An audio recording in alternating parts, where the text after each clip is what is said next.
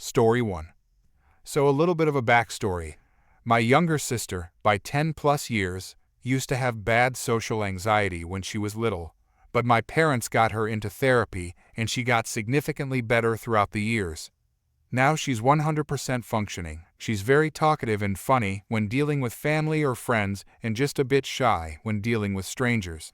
Basically, the only occasions when her old anxiety kicks in is when she's supposed to speak in public or when strangers get confrontational with her, which is, as you probably understand, what's important to this story. Anyway, enough about my sister. So about 2 years ago, she was 18 at the time, I got back home after being out of the country for several months and decided to take my sister shopping because she had a birthday just a few weeks earlier.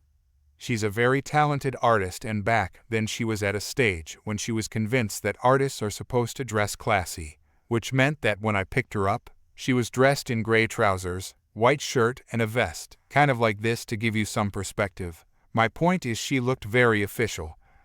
Anyway, we went shopping. She wanted mainly some painting supplies, and on our way home, I decided to stop in a big hardware store because I needed some stuff for a hiking trip with my friends. She went inside with me and wandered off to look at some other stuff while I did my shopping. I was done maybe in 10 minutes, and as I was pushing my cart towards registers and looking around whether I'll see my sister, I heard some guy screaming at someone, presumably an employee, about how incompetent they were and that he's getting them fired, etc. Just some general stuff you see here mentioned all the time.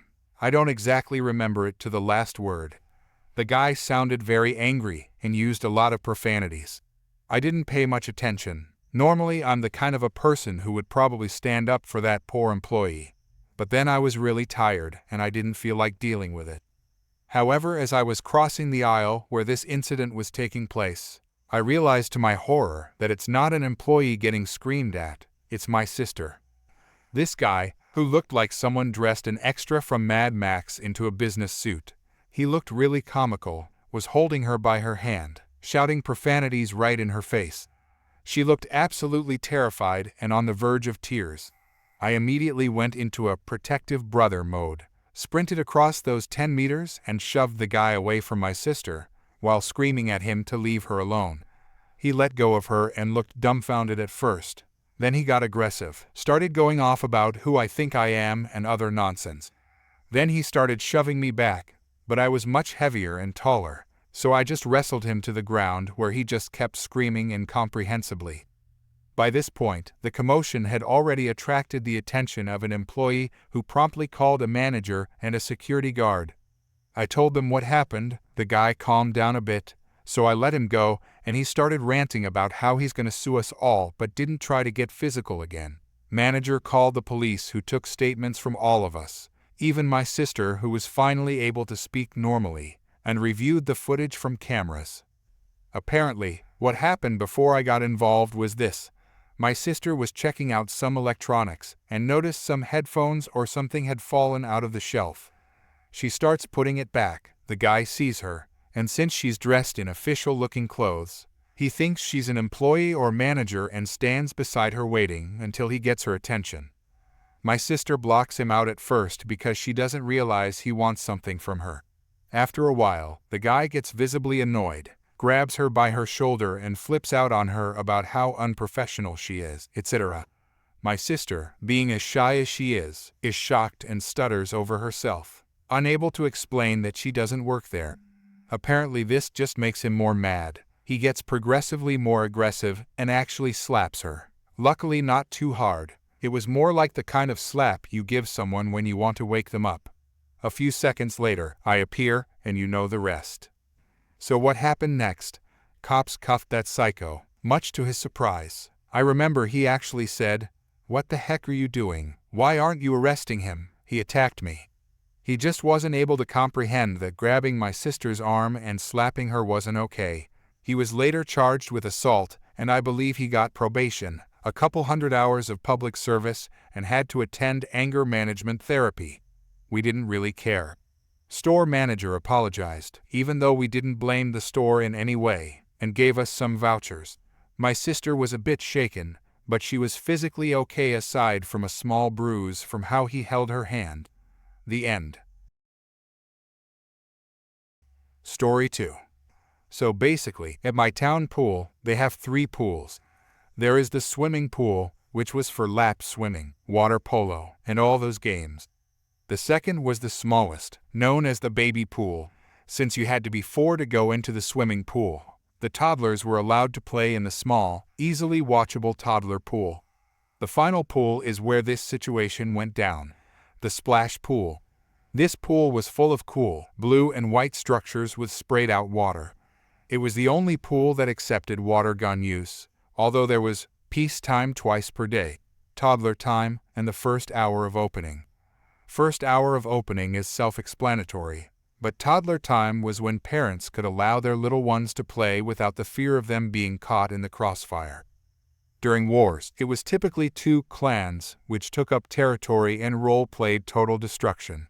My little brother and I usually got a good set of clansmen due to the fact we always carried big double-barreled shotguns like sprayers.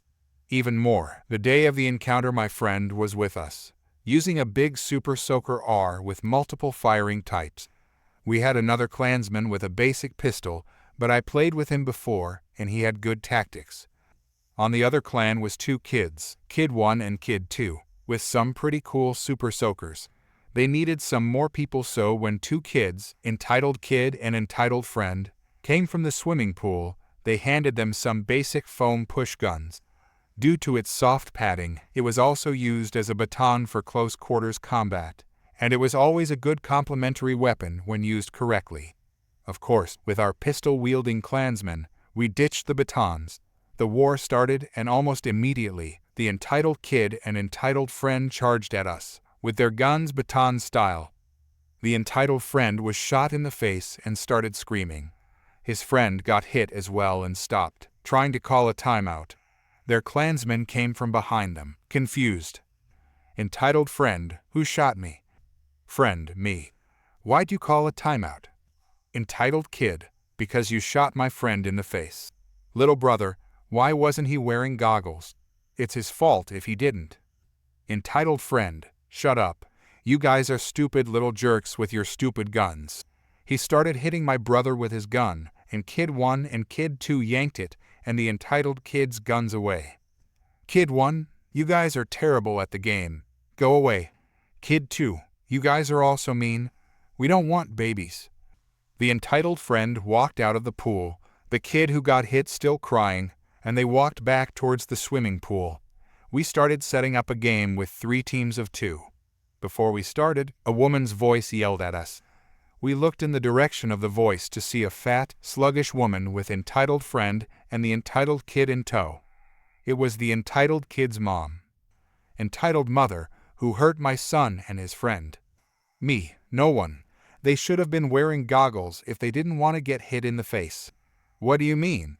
Why would my son be hit in the first place? We were playing with our water guns. They were on a team and were shot. That's the point of the game. No, he's lying. They shot us when we were minding our own business. Kid 1. Hey, that's not true, you guys were. The entitled mother interrupts with, You think it's funny to attack my son? Give me your weapon, now. She tried grabbing for my gun, and my little brother just sprayed her. Her, you brat, don't touch me. Me, stay back. I started thinking of the worst thing I could say and found a good word.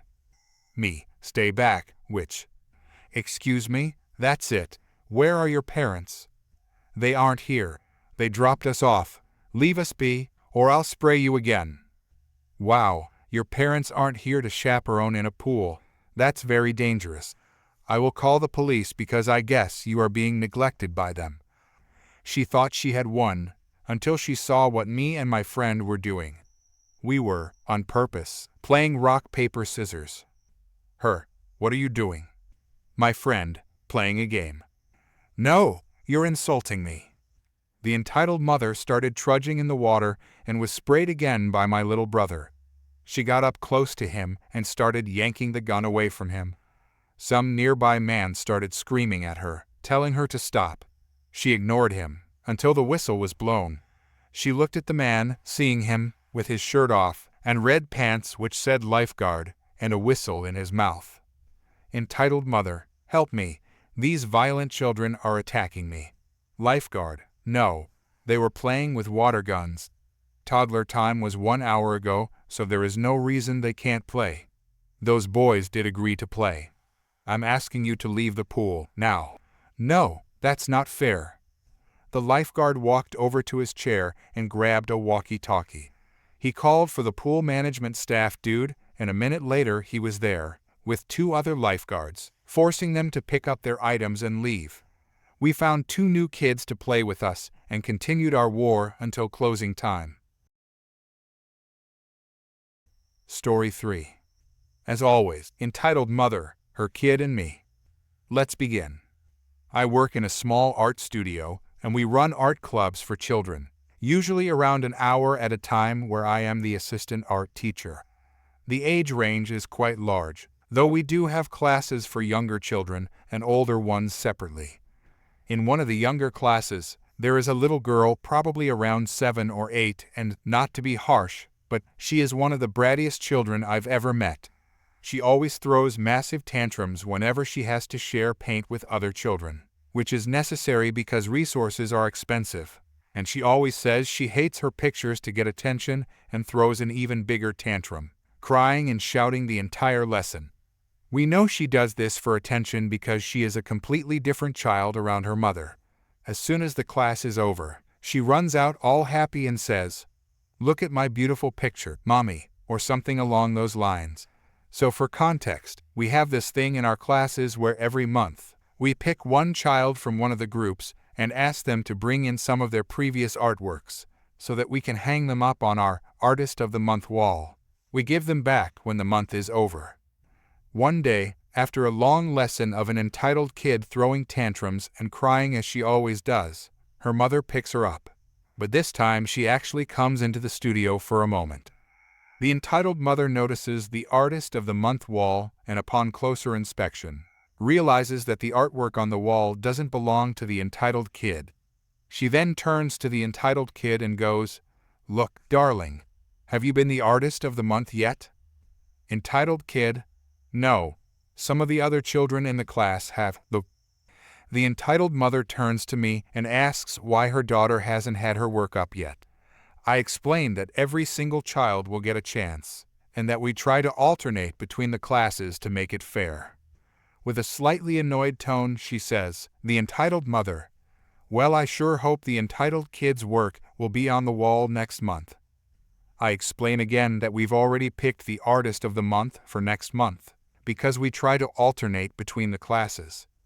The entitled mother, "But these other children's artworks aren't even good. My daughter is the only one with real talent here. She should be Artist of the Month, every month." Me, "Well, that just isn't how we do things around here. There are plenty of other children in the classes whose artwork is all unique, and who all deserve a chance to be Artist of the Month." Me, "Either your daughter can wait for her turn, or I don't know how else to help you." At this point, the entitled mother looked very annoyed. Her, "Ugh, doesn't matter. Her artwork is still a lot better than all those other kids." Me, "I'm sure that to you, as a parent, it is."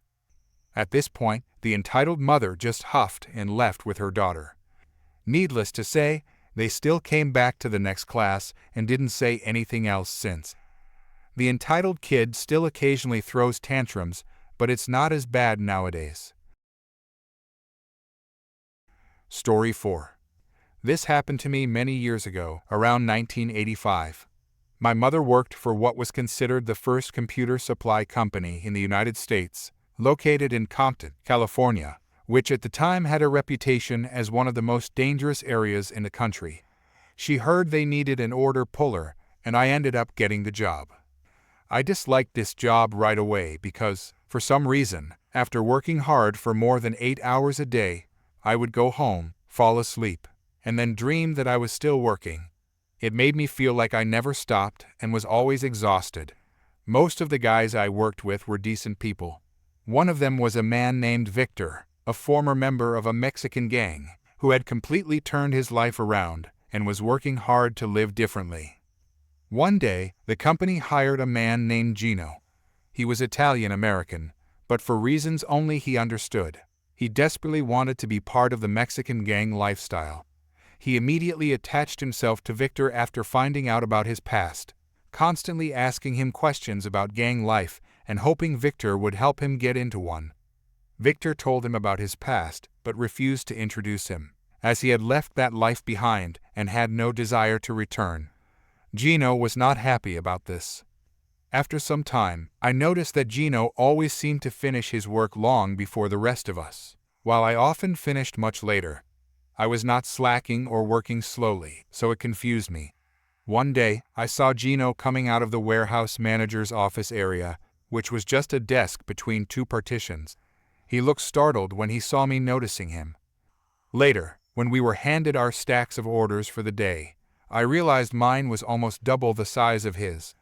That was when I figured out he must have been sneaking some of his orders into my pile before the manager distributed them. But at the time, I had no proof. The next morning, I arrived early and climbed up onto one of the tall storage racks, the kind you often see at places like Home Depot, directly above the desk where I couldn't be seen. While the manager was inside his office getting coffee, I watched as Gino walked up to the desk and slipped half of his orders into my pile. I stayed hidden until he left, and then went inside to tell the manager what I saw. The manager came out, counted the orders, and realized my stack had many more than it should, while Gino's stack was much smaller than what he had originally been given. Later, when everyone gathered to receive their orders, the stacks were distributed evenly among all of us, but Gino was gone. He had been fired for what he had done. Unfortunately, that was not the end of it. Things became worse when Gino later told Victor that he was planning to come back and hurt me for reporting him. Victor warned me that he was serious and explained that Gino wanted to build a reputation by committing something violent, thinking it would help him get accepted into a gang. I was upset with the manager for letting it slip that I was the one who reported Gino. Because of this, I quit right on the spot. Before leaving, I went inside to tell my mother what had happened. Since she was good friends with the owner, she told him the whole story. The owner was very apologetic and immediately walked out into the warehouse, firing the manager on the spot for putting my life in danger by not being discreet about who had reported Gino. I later heard that the manager had only revealed my name because he was afraid of Gino himself and didn't want to deal with him directly, so he had shifted the blame onto me. A few months later, I was working a much better job at a well-known amusement park. One night, while at home, I watched a special program on local television about gang violence in Los Angeles. One of the featured segments was about an armed robbery, where two gang members held up a convenience store. The security camera not only showed their faces clearly, but also recorded the sound. The two men not only robbed the store, but, shockingly, one of them shot and killed the clerk for no reason at all. When I looked closely at the footage, I recognized one of the men immediately. It was Gino. I knew it was him from his face, his tattoos, and even the sound of his voice. At the end of the broadcast, the newscasters explained that the crime was still unsolved and asked anyone with information to contact the Los Angeles County Sheriff's Department. I wasted no time and called right away. The next morning, two detectives came to meet me, and I told them everything I knew. A few weeks later, one of the detectives called me back to thank me personally. They told me that not only had they arrested Gino, but they had also caught the other man involved. Incredibly, when Gino was arrested, he still had the weapon on him that had been used in the crime. A few months later, the authorities reached out to let me know that Gino and his accomplice were both sentenced to life in prison without the possibility of parole. Story 5. Since you all seem to like my last entitled birthday parent story, here's another one. It was 2019, and my 28th birthday was coming up. To recap how birthdays work in my family. Growing up, birthday parties for the whole family were mandatory, but they were mostly used as an excuse for everyone to tell you that you weren't good enough, in exchange for mediocre presents. As such, I stopped having birthday parties the moment I moved out. I actually wanted to celebrate that year, but I knew that if I just had the usual kind of party, there was no way I was going to enjoy any of it. so I came up with a good alternative. I booked some lanes at a bowling alley and made reservations at a nearby restaurant afterwards. I planned to invite my immediate family, my boyfriend and 3 extended family members, parents and their son, because they're usually not as dramatic and petty as the rest of them. Before I had time to send out the invites, my dad texted me. Entitled Dad, "Hey, just so you know, I've taken the whole day off on your birthday, so you can use my house to have your party." Me, oh wow, you didn't have to do that. I'm at work most of the day, and I've actually planned something different this year. I'm sending invitations out in a little bit. Oh, okay, but the offer still stands. I sent out the invitations, he seemed satisfied, and I moved on. The next day, I received more texts. Entitled Dad, don't you think you should invite your entitled grandparents? Me, no, I don't think they would enjoy bowling. And if I invite them, I'll have to invite entitled Uncle, his girlfriend and their 4 kids, and I can't afford to book the extra lane to accommodate them. Partly true, partly not inviting them because they're the ones who always end up complaining, and they start weird petty drama all the time. I think you should just have the party at my house, that way everyone can come. I'd rather stick to my plan for my birthday, thanks. I already told them we're having the party at my house, so you should probably call your entitled grandparents and tell them that the party is off. You did what? That's incredibly disrespectful of you, and not my problem. I'm not taking the blame for something you did behind my back. I'm having my birthday at the bowling alley with the guests I invited. You can either choose to deal with this yourself and come bowling, or have your own party with whoever you invited. There is no in between, and that's final. My entitled dad sent some angry text afterwards that I didn't reply to. Then he called my mom to have her pressure me into inviting them, to which I could only tell her the same thing I'd told my dad. There was going to be drama whether I invited them or not, and I'd rather have a good birthday for once, and deal with the nonsense later. I ended up having a really great birthday. Everyone seemed to have a lot of fun, including my entitled father, even if he seemed a little quiet. We reconciled at a later time, at which he told me that naturally my entitled grandparents and entitled uncle were very mad at me. They never take anything up in person, so I just let them be angry, and nothing else really came from it. Since then, I've been very firm on boundaries with my entitled dad, which has resulted in less entitlement. Story 6. I apologize if this is a long one, but there is a lot to digest here. I'm hoping this is the right place to share, as I need to get this off my chest. Today, I told my parents that I'm giving them 2 weeks to find another way to pay for their cell phone, update their doctors to use their home phone, and then I will officially cut off their cell phone. This came after a 5+ hour barrage of calls and messages from my dad, with whom I've already cut ties. He kept contacting me over and over again with threatening messages. Now, let's talk about what caused those calls and messages. My mom is currently in the hospital with what she says is salmonella poisoning. My parents are both dependent on pain pills, have not worked in many years, and basically drained my grandmother of all her money before she passed away. They live off government assistance and Social Security benefits. When I was told my mom was in the hospital, I wasn't surprised. They go roughly every other week with some problem and usually leave with some type of pain medication. When she told me she had salmonella, I responded by saying, "You need to be careful. Make sure you're cooking your food thoroughly and cleaning up properly before and after." That simple message is what set everything off. At that moment, I was told that I was attacking her, that it was the grocery store's fault because she had bought eggs and mayonnaise, and that she wasn't foolish. She got upset, so I explained again that I was just telling her to be careful.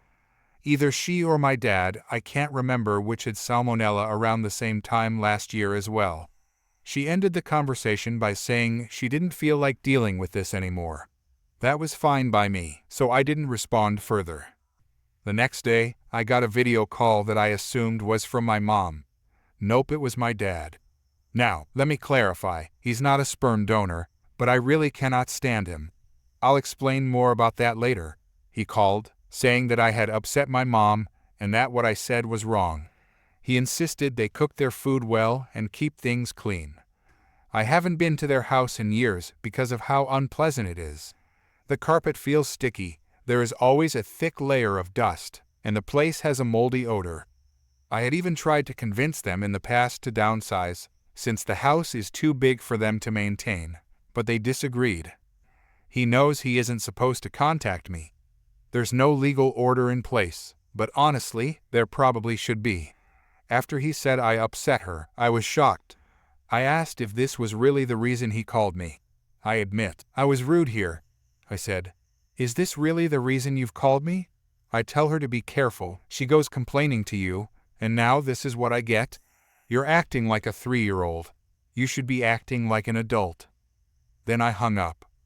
Moments later, I was hit with a flood of messages, texts, and voicemails ranging from "I love you" to "You need to forgive your father or you're going to hell" to "You're an unappreciative brat." I warned my sister in case the drama reached her. I figured after about 2 hours of him leaving messages, it would stop. But it didn't, so I finally sent him. And with that last comment, "You can leave me alone. Don't contact me again, or I'll have to get a restraining order for harassment." That only stopped him for about an hour, which gave me just enough time to take a short nap. For context, I'm 36 weeks pregnant. When I woke up, there were more messages and calls again, so I texted my mom. I told her that since she couldn't control her husband, I was giving her 2 weeks to sort out her phone situation, change her records, and prepare because I was shutting the cell phone off. I've been paying for it for about 15 years now. She became upset and said she couldn't control him and that it wasn't her fault. I reminded her that her complaining to him started this and that she knew what the consequences would be, especially after the last time. So, what happened last time, you may be wondering? Great question. Over the past roughly 20 years, I've dealt with my dad attempting to hurt my mom by throwing her down the stairs, threatening me by pointing an unloaded shotgun at my head, and about every 6 months, calling to harass me for not being religious enough or not being willing to move back to my home state. The tipping point for everything was when I had my son. They finally came to visit me after 11 years. I paid for their gas, covered all of their food, and let them stay in my home. The moment they arrived, my dad looked like he was under the influence of something. They both knew that wasn't allowed in my house, and he wasn't allowed to drink either. He's been a recovering alcoholic for most of my life. I tried to prepare by hiding any alcohol in my home, but I forgot about the decanters. We rarely touched them, though they were filled. I also couldn't hide the kegerator, but my dad never drank beer, so I thought nothing of it. Later that day, after showing them around the house, my dad said he was going to lie down. I thought that was strange, but assumed the drive had worn him out. The rest of us enjoyed spending time with my newborn son. As we got ready for bed, I realized we had forgotten to put the decanters away. Not long after, I heard a faint clink, like the lid being placed back on one of them. I ignored it for a few hours. Eventually, I went to investigate after hearing snoring coming from the couch instead of the guest bedroom. That's when I found my dad passed out, the smell of alcohol everywhere, with 2 decanters almost half empty. Even worse, there was a trail of blood on the floor. I followed it all over the room and back to the couch, where I found crushed-up pills scattered on my end table, and the floor right where my son would soon be crawling. I took photos, cleaned up the mess, and realized my dad had smashed his toe on something, which explained the blood. The next morning, I confronted them and told them to leave. My mom made excuses for him and blamed me for having alcohol in the house. My dad then tried to fight my husband and called us a string of harsh names. When my husband went to grab their bags to take them outside, suddenly my dad claimed he couldn't walk. My mom panicked, insisting it was gout and that my husband must have hurt him. For the record, my husband never touched him, aside from blocking his path to keep him from storming through the house. My mom then declared she couldn't drive, though I have no idea why. I told them fine, he could stay in the guest room for the night, but they had to leave the next day. Instead, this dragged on for 2 more days until I told them that if they didn't leave, I would be calling the police. I told my dad I never wanted to see or hear from him again. Doing drugs and stealing from me in my own home was unacceptable, and he had put my infant son in danger. A week or so later, I was hit with another flood of messages. My dad called me names, insulted my husband, told me I was going to hell, and even said he wanted to harm my husband. After some heated arguments, I finally got in touch with my mom. I told her she needed to stop him, and that if it happened again, I was cutting them off. That meant no more cell phones, no video chat to see my son, and no access to entertainment subscriptions I had been paying for, like Netflix. She eventually got him to stop. Over the years since then, my mom has constantly told me that I need to forgive my dad. She says it's just the addiction, or some medicine he's on, or that he's changed. I've made it clear to her and to everyone else in my family that forgiveness is my choice. He has done too many harmful things to me and others, and I refuse to allow that kind of negativity into my life. I've continued to let my mom visit and call, but I want nothing to do with him. Still, almost every year, especially around holidays or birthdays, the cycle starts again. The calls, the messages, and sometimes even written letters arrive, always full of guilt trips or accusations. Every time, I remind my mom that they are getting closer to pushing me past my limit, and once I reach that breaking point, that will be it. That breaking point happened today. While my mom was in the hospital, I told her she had 2 weeks, and then her phone would be cut off. They already have government-issued cell phones with limited minutes and a home phone they can use. She claimed I was blaming her, and maybe in a way, she was right. But at this point, I don't care. I've finally had enough. I feel that she knew exactly what she was doing by bringing my dad into the situation. They don't seem to understand how serious I am. According to her, I'm the bad guy for cutting her off just because she can't control her husband. And yes, she's probably right. He has too much pride to listen to anyone he thinks is beneath him. Whether because of age or status, you could be the smartest person alive, and he still wouldn't listen. I've been told many times that since she brought me into this world, I owe them, that they need the phone, and that I have no right to turn it off. But I disagree. I've supported them far beyond what I should have. Here are some key things to add. They insist they aren't addicted to pills. But the smashed pills, the dazed look, and their constant need for pain medication are my only evidence. I used to cover a large portion of their bills, but I slowly stopped after nearly going bankrupt from helping them. My sister only recently started to see my side after experiencing the drama herself this past Christmas at her house. Even now, she thinks I'm being too harsh. I admit I'm judgmental toward them because, in my eyes, they gave up on life. I can easily afford their phone bill now, so money isn't the issue. My husband and I are financially comfortable. They told me their government-issued phone only has limited minutes. I don't know much about it or whether that's even true.